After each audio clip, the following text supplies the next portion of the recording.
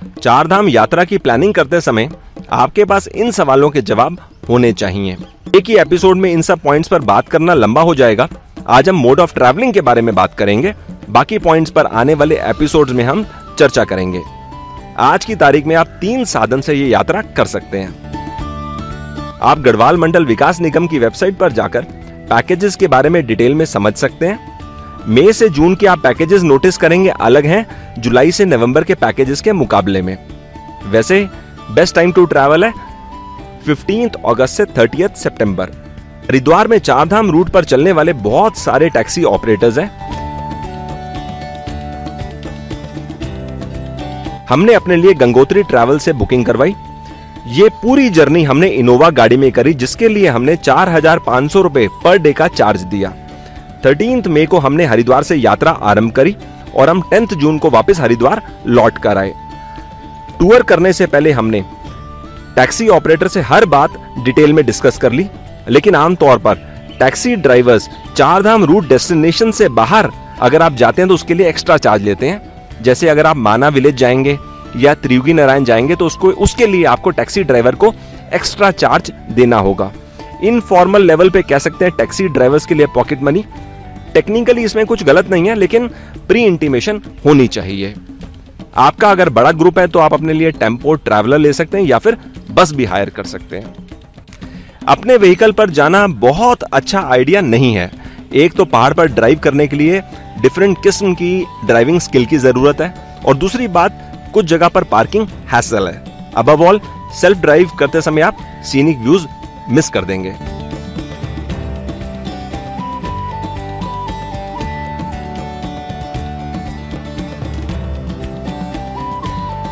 आगे चलकर आप ये यात्रा ट्रेन में भी कर सकेंगे, लेकिन उसके लिए कुछ साल इंतजार करना होगा। अभी तक आपने एपिसोड 1 में देखा हम हरिद्वार से चले और हमने नाइट स्टे हिमरोल विलेज में किया।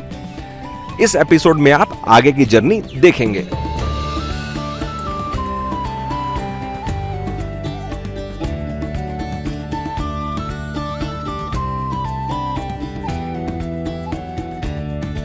नमस्कार फ्रेंड्स, वीजा टू एक्सप्लोर में आपका स्वागत है। मैं हूं आपका होस्ट हरीश बाली। कल रात में हम हिमरोल विलेज पहुंचे। आपके रेफरेंस के लिए यमुनोत्री धाम को जो रास्ता जाता है वहां से हम 30 किलोमीटर गांव की तरफ आ चुके हैं। यहां से भी यमुनोत्री धाम जाता है, लेकिन ये रास्ता 10 किलोमीटर लंबा है। रात में हमने एक शादी भी अटेंड करी, गढ़वाली मैरिज देखी कैसे होती है, फोक डांस देखा, बहुत अच्छा लगा। इस समय देखिए सुबह का मौसम कितना सुहाना है। इस समय हम 2150 मीटर की हाइट पर हैं। आपकी नॉलेज के लिए जिस गांव में हम रुके हैं, यहाँ पर हमने एक पर्सन है उनके घर पे रुके। 1000 रुपीज़ हमने पर पर्सन रहने का दिया, जिसके अंदर ब्रेकफास्ट और डिनर इंक्लूड थी। गांव का वातावरण महसूस किया, बहुत अच्छा लगा। अब चलकर ब्रेकफास्ट करते हैं और उसके बाद ऑन वे टू यमुनोत्री धाम। आज का नाइट स्टे हम जानकी चट्टी में करेंगे। होम स्टे के ओनर भरत जी हमारे साथ हैं। अब देखिए ब्रेकफास्ट में इन्होंने हमारे लिए क्या रेडी किया है। ये जो रोटी आप देख रहे हैं इसमें मल्टीग्रेन है। सर एक बार बताएंगे इसमें क्या क्या है? इसमें मंडुआ है, गेहूं है, रेड राइस है और चौलाई है, रामदाना। वाओ, अच्छा अब और बताता हूँ जो मैंने इनसे समझ लिया ऑलरेडी। ये है राजमा। ये राजमा ना साइज में छोटे हैं और इसका टेक्सचर आप देखिए काफ़ी डिफरेंट है। साथ ही में इन्होंने आलू के साथ मशरूम दिया है। ये मशरूम पहाड़ों में क्या करते हैं, ड्राई करके सेल करते हैं। इनका खुद का एक छोटी सी यूनिट भी है। ड्राई क्यों करते हैं? क्योंकि अदरवाइज मशरूम की शेल्फ लाइफ कम है। ड्राई करने से शेल्फ लाइफ बढ़ जाती है, और जहाँ पर नज़दीक में मार्केट्स नहीं होती, लोग ड्राई मशरूम लेके घर में आराम से खा लेते हैं। ग्रेट। साथ में सर ये नहीं बताया आपने, ये क्या चीज़ है? ये हनी है, यहाँ का प्योर शुद्ध बिल्कुल। तो हनी सर जम कैसे गया इतना? इसमें किसी किस्म की कोई मिलावट नहीं, ये ऐसा ही होता है। तो सर्दी की वजह से जम गया? नहीं, ये ऐसा ही होता है। हम लोग आज से पहले कभी हनी को ऐसा जमा हुआ नहीं देखा। नहीं, ये बिल्कुल नेचुरल है ये। Oh great.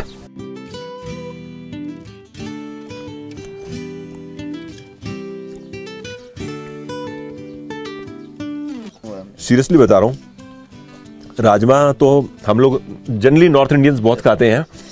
इस राजमा में बात अलग है, और वैसे ही पहाड़ों में राजमा तो ग्रो होते हैं, बड़ी अलग बात है इस राजमा में।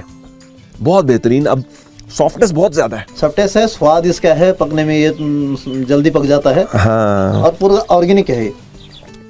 ब्यूटीफुल।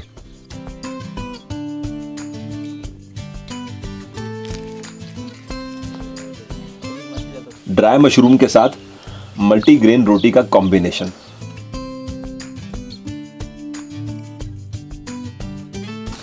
अच्छा है ना? अच्छा भी है और बहुत डिफरेंट भी है। तो सर इसकी शेल्फ लाइफ कितनी हो जाती है ड्राई करने से? 1 ईयर। अब जो मेन रोड है, मेरा मतलब है जो मेन मार्केट है, वहां से इनका घर लगभग 15 किलोमीटर दूर है। तो यहाँ जो गांव के लोग हैं वो मशरूम खाना चाहते हैं तो वो ड्राई पसंद करते हैं, ऑब्वियसली बेटर शेल्फ लाइफ।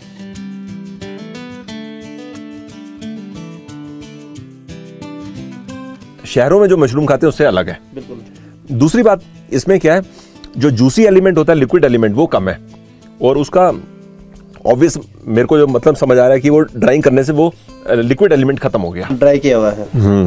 और हमने इसके साथ जो आलू डाले हुए हैं वो भी जैविक हैं। अच्छा, वो भी ऑर्गेनिक है। बेहतरीन। एक बात है, इस तरह की मल्टीग्रेन रोटी अगर कोई डेली बेसिस पे 2 खाए तो सोचो आप कितना हेल्दी फूड खा रहे हो। स्वाभाविक है। स्वाभाविक है। नाश्ते में इस तरह से 2 रोटी खा लो और ऐसा कुछ भी कॉम्बिनेशन में खा के आप निकल जाओ खेतों में, बिल्कुल, तो पूरे दिन आपको एनर्जी लॉस नहीं लगेगा, लगेगा कि ताकत है। यस, आप पहाड़ों में चल सकते हो, कुछ भी कर सकते हो। बिल्कुल। सर ये कौन सी चटनी है? ये एप्पल चटनी है। सेब से? हाँ, ये हमारा यहीं का स्थानीय उत्पाद है। अच्छा। ये भी कहीं बाहर से नहीं मंगवाया। वाह।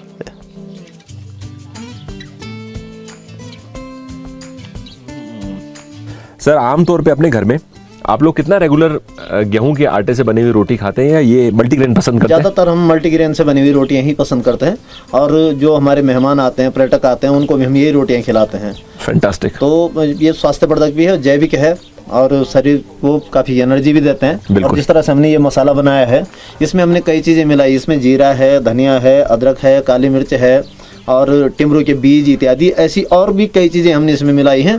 और ये बहुत अच्छा मसाला है, बहुत खुशबूदार, आपको दिखाई दे जो इसमें राजमा में। हाँ, यस।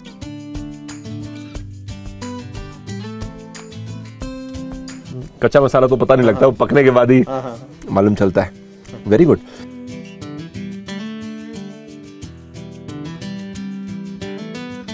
बाय गॉड, क्या स्वाद है सर।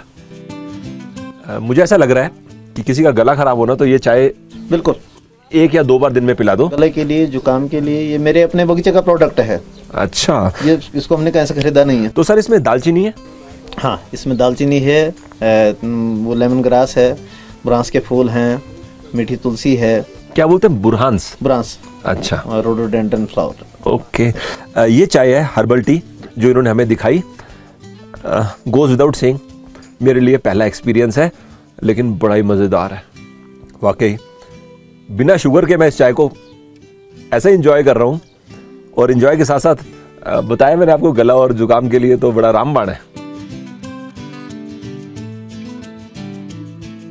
अच्छा रहा सर हमारा स्टे आपके यहाँ पर। बस चाय खत्म करते हैं और निकलते हैं। मौसम मुझे ऐसा लग रहा है कि बरसात हो सकती है। हो सकती है, मौसम बन रहा है, बादल आगे ऊपर। तो चलते हैं और लगेज लेके अपना गाड़ी में चलते हैं और फिर हम आगे की जर्नी कंटिन्यू। चाय का स्वाद लेते लेते ना हनी तो मैं भूल ही गया, वो भी टेस्ट लीजिए। हनी लीजिए। तो इसके ऊपर भी लो सर? भी लीजिए, बिल्कुल।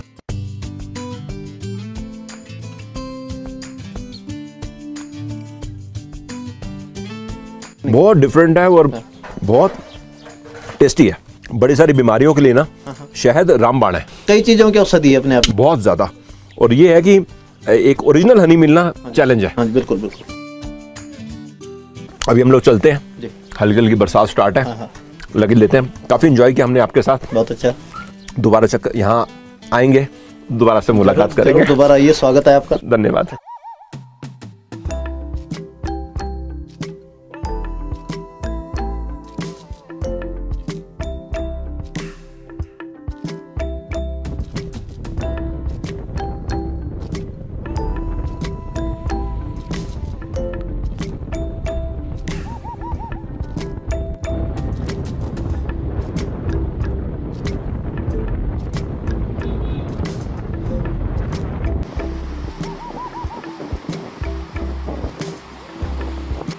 एक घंटे का सफ़र करके इस समय हम बरनी घाट के पास रुके हैं। ये जगह मुझे बहुत पसंद आ रही है। आप देखिए चारों ओर पहाड़ और बीच में यमुना नदी, एकदम साफ पानी।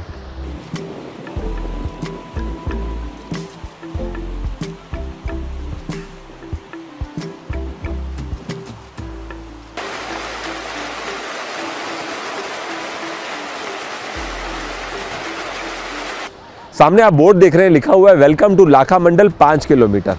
स्ट्रेट जाएंगे हम लाखा मंडल, फिर वापस लौट के आएंगे और इसी के साथ में जो रोड है वहाँ से सीधे निकल जाएंगे यमुनोत्री धाम के लिए। हम ये जो 4 धाम की यात्रा कर रहे हैं, इसमें पहला धाम विजिट हमारा यमुनोत्री धाम है, जिसके लिए आज रात को हम जानकी चट्टी रुकेंगे और कल सुबह जानकी चट्टी से पैदल यात्रा करेंगे यमुनोत्री धाम को।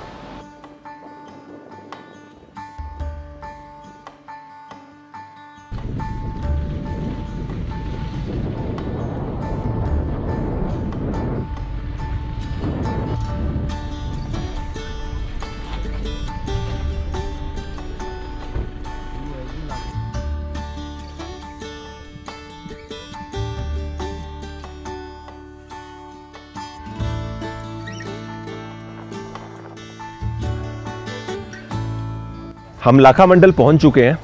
आपकी जानकारी के लिए इस जगह की हिस्ट्री महाभारत काल में पांडवों से जुड़ी हुई है। टेंपल के अंदर जाके मैं माथा टेकता हूं और फिर आपको आगे इस जगह के बारे में बताते हैं।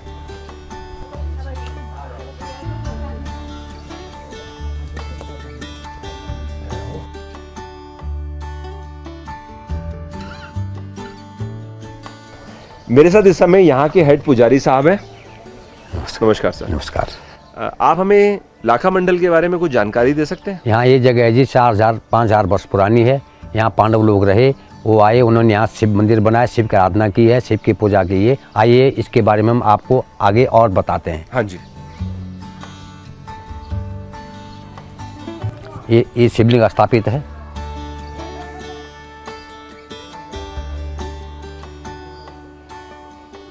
यहाँ और भी शिवलिंग है, 1.25 लाख शिवलिंग है। 1.25 लाख शिवलिंग? 1.25 लाख शिवलिंग। और यहाँ जो है ये 1.25 लाख शिवलिंग जो है, इसीलिए यहाँ का नाम लाखा मंडल कहते हैं। यहाँ लाखों शिवलिंग 1.25 लाख की स्थापना की है पांडवों ने। यह सामने आपके सामने द्वारपाल है और यहाँ 5 पांडव स्थापित है।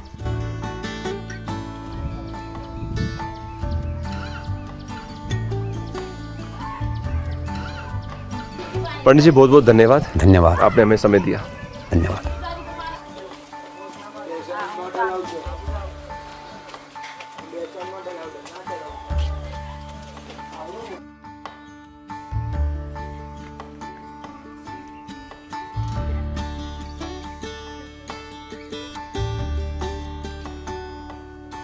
आप हमें लाखा मंडल के बारे में कुछ और जानकारी दे सकते हैं? लाखा मंडल पांडव कालीन, महाभारत कालीन है।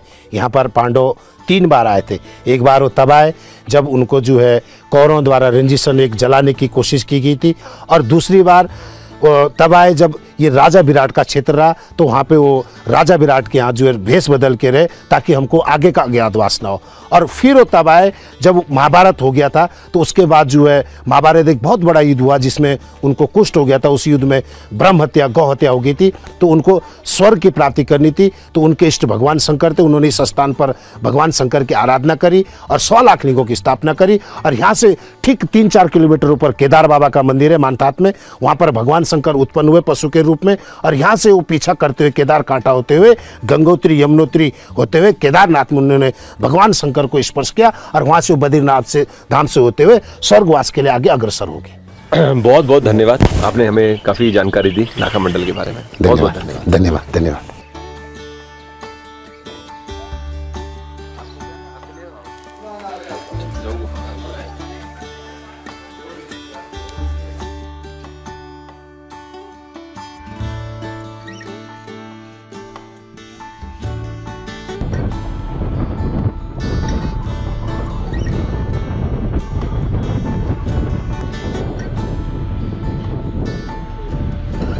अभी हम बरकोट के आगे से निकल रहे हैं। जो ट्रैवलर्स हरिद्वार से अर्ली मॉर्निंग निकलते हैं 4 बजे या 5 बजे, तो फर्स्ट नाइट हॉल्ट वो करते हैं जानकी चट्टी में। लेकिन अगर हरिद्वार से निकलने में आपको 7, 8 या 9 बज गए, तो आप फर्स्ट नाइट हॉल्ट बरकोट में कर सकते हैं। अगले दिन यमुनोत्री धाम जाइए और लौट के बरकोट वापस आ जाइए। बरकोट एक और रीज़न की वजह से भी इम्पॉर्टेंट है कि जब आप यमुनोत्री धाम से वापस आएंगे तो बरकोट बेंड से आप गंगोत्री की यात्रा कंटिन्यू करेंगे। तो समझ लीजिए बरकोट आपकी जर्नी में 2 बार आएगा, इस तरह से 4 धाम की यात्रा में।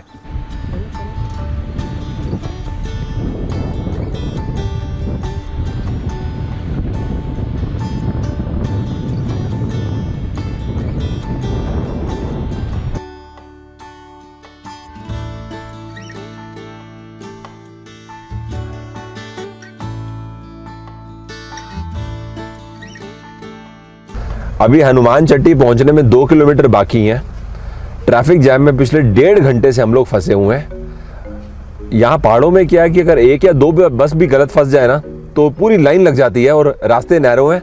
तो आज की एक लर्निंग ये है कि पहाड़ में सफ़र करते समय 4 या 5 बजे तक आपको अपने डेस्टिनेशन पहुंच जाना चाहिए। हम लोग लेट हैं, इस समय रात के 9:15 का टाइम हो चुका है।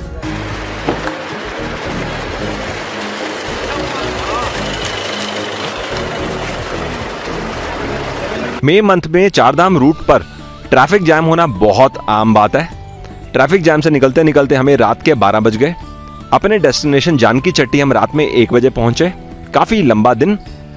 अब आपसे मुलाकात अगले एपिसोड में होगी जिसमें आप यमुनोत्री धाम की यात्रा देखेंगे। तब तक के लिए goodbye. Thanks for your time.